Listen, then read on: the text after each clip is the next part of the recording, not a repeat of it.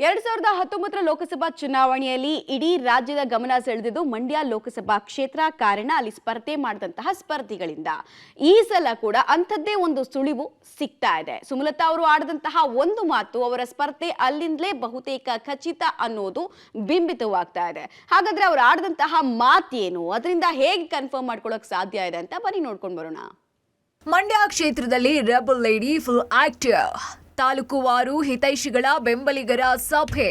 ಕ್ಷೇತ್ರ ಹಂಚಿಕೆಗೂ ಮೊದಲೇ ಚುನಾವಣೆಗೆ ರೆಡಿ.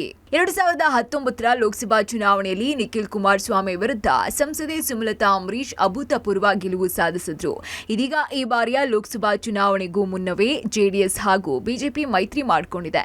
ಇದರಿಂದ ಬಿಜೆಪಿಗೆ ಬಾಹ್ಯ ಬೆಂಬಲ ನೀಡಿರುವ ಸುಮಲತಾ ಅಂಬರೀಶ್ ಅವರ ರಾಜಕೀಯ ಭವಿಷ್ಯ ಮುಂದೇನು ಅನ್ನೋದರ ಸಂಬಂಧ ಸಾಕಷ್ಟು ಚರ್ಚೆ ಆಗ್ತಾ ಇದೆ.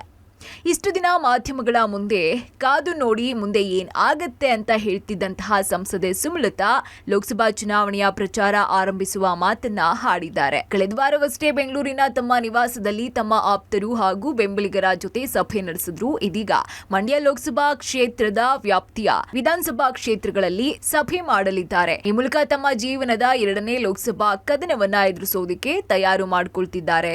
ಕಳೆದ ಬಾರಿ ಚುಂಚನಗಿರಿಯ ಶ್ರೀಗಳಾದಂತಹ ನಿರ್ಮಲಾನಂದನಾಥ ಸ್ವಾಮೀಜಿ ಆಶೀರ್ವಾದವನ್ನ ಪಡ್ಕೊಂಡು ಚುನಾವಣಾ ಪ್ರಚಾರ ಆರಂಭಿಸಿದಂತಹ ಸುಮಲತಾ ಅದೇ ರೀತಿ ಈ ಬಾರಿಯೂ ನಿರ್ಮಲಾನಂದನಾಥ ಶ್ರೀಗಳ ಆಶೀರ್ವಾದ ಪಡೆದು ಚುನಾವಣಾ ಪ್ರಚಾರ ಮಾಡುವುದಾಗಿ ಸುಮಲತಾ ಅಂಬರೀಶ್ ಹೇಳಿದ್ದಾರೆ.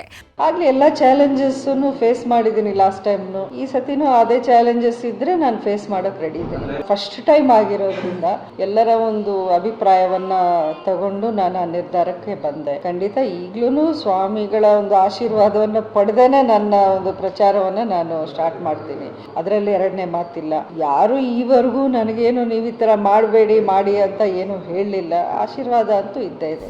ಒಟ್ಟಾರೆ ಇಷ್ಟು ದಿನ ಮೈತ್ರಿ ಟಿಕೆಟ್ ನನಗೆ ಎಂತಿದ್ದಂತಹ ಸುಮಲತಾ ಅಂಬರೀಶ್ ಇದೀಗ ಲೋಕಸಭಾ ಚುನಾವಣೆಯ ಪ್ರಚಾರಕ್ಕೆ ಧುಮುಕುವ ಮಾತುಗಳನ್ನ ಹೇಳಿದ್ದಾರೆ. ಹಾಗಿದ್ರೆ ಮೈತ್ರಿ ಟಿಕೆಟ್ ಸಿಗದೆ ಹೋದ್ರೂ ಪಕ್ಷೇತರ ಅಭ್ಯರ್ಥಿಯಾಗಿ ತಾವು ಸ್ಪರ್ಧೆ ಮಾಡುವ ಸುಳಿವನ್ನ ಸುಮಲತಾ ಅಂಬರೀಶ್ ಈ ಮೂಲಕ ಕೊಟ್ಟಿದ್ದಾರೆ ಅಂತ ಹೇಳಲಾಗ್ತಾ ಇದೆ.